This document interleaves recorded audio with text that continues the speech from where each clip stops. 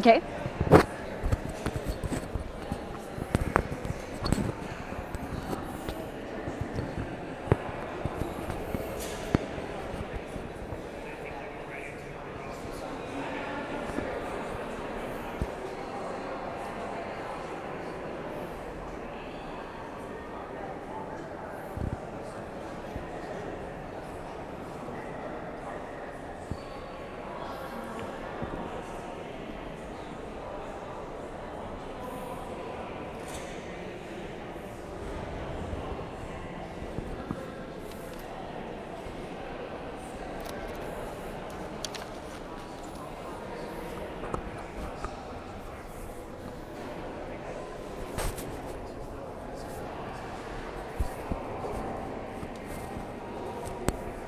Morning, sir. How are you? Good, how are you?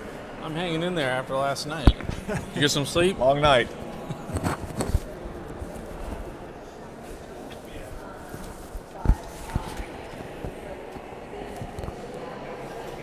Maybe, why don't we run this through my catch and We can do that. keep it off. Don't want to mess up your tie either. That's okay. And I'll let you put that in if you want. And let me know what the volume sounds like to you. If they are going Okay. Hi, Senator Cotton. Can you hear me? Are you hearing anything right now? Kaylin, I hear you loud and clear. Okay, perfect. Wait on our producer to give me the go ahead.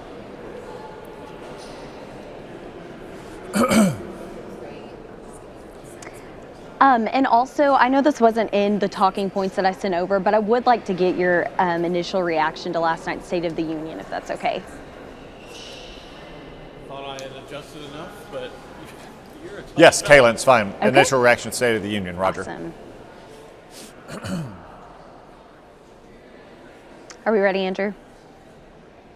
Okay. Well, Senator Cotton, thanks so much for joining me here today. As we get started, I would like to hear your initial reaction to last night's State of the Union address. Well, I thought President Trump's speech was a tour de force of the accomplishments that we've had in just the first 6 weeks of his administration, like, for instance, illegal border crossings plummeting to their lowest number in years, and a preview of the best that's yet to come, like tax cuts for working Arkansas families, or rebuilding our military, or making sure that our border is entirely sealed. I was a little disappointed at some of my Democratic colleagues who couldn't even bring themselves to stand up and applaud for, say, the kid who beat cancer and wants to be police, or the widow of a slain police officer, or a rescued American hostage. I think all Americans can agree that those are good things, even if they don't like President Trump. But I thought the speech was fantastic.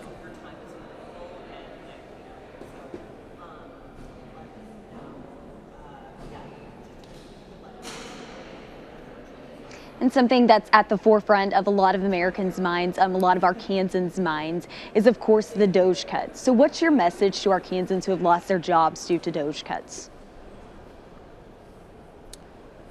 Well, President Trump campaigned on trying to make government more efficient and effective for all Americans, to including all of us in Arkansas.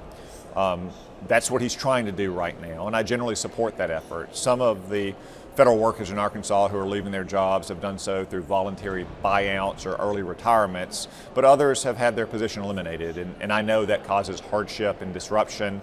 That's why I stand ready, as does Senator Bozeman and your congressman, to help you during this period. I'd urge anyone in that position to contact our offices.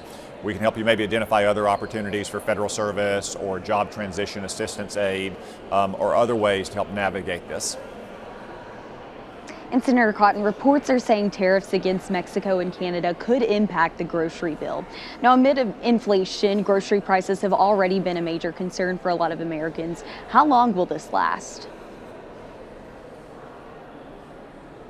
Well, President Trump has been clear that the tariffs on Mexico and on Canada are to level the playing fields because they put many tariffs on our products, much higher than we have ever put on theirs. And second, to get their cooperation to do things like stop the flow of deadly drugs into our country. I hope the leaders of both Mexico and Canada are listening and will take steps to address those concerns and also to level the playing field for our farmers and our cattlemen and our manufacturers. I hope that'll happen sooner rather than later, but President Trump is right that we have to have a level playing field. We have to address some of the concerns about what's happening at both our southern and our northern border.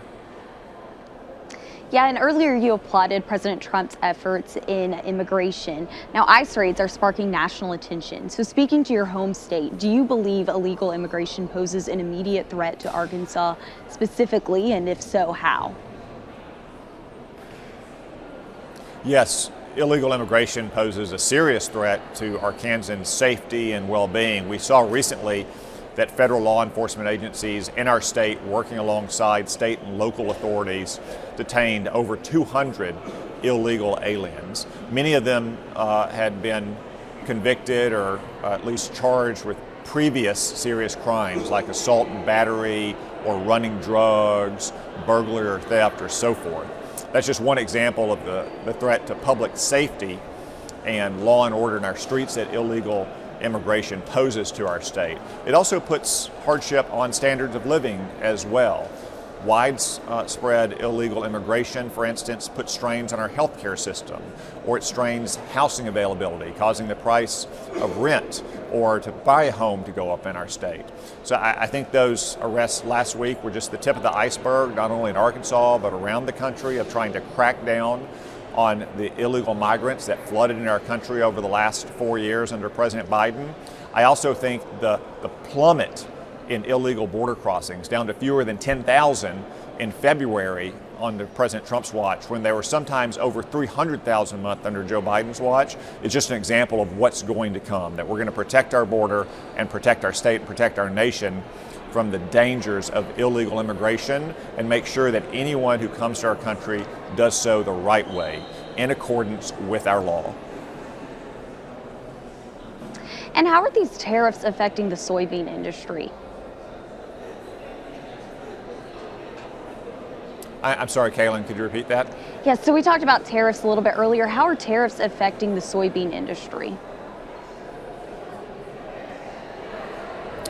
Well, soybeans in Arkansas have always faced high and discriminatory tariffs in other nations. It's oftentimes a staple, especially in East Asia. What President Trump said last night has been his message consistently to farmers, both in the first term and now, is what he's doing is trying to get a level playing field for all of our producers. America is obviously the breadbasket of the world. Arkansas is an important part of that breadbasket. We want to be able to sell all of our farm products around the world to our trading partners. But if they're going to put up high tariffs or other non-tariff trade barriers, President Trump is not going to stand by without having reciprocal tariffs or other trade barriers on their products. What President Trump is trying to do is get a good deal for all of our producers, for farmers, for cattlemen, for manufacturers, for anyone who wants to produce and ship around the world. President Trump is focused on making sure you have a level playing field. All right, Senator Cotton, thanks so much for joining me here today. We appreciate your time. Thanks, Kaylin. Appreciate you having me on.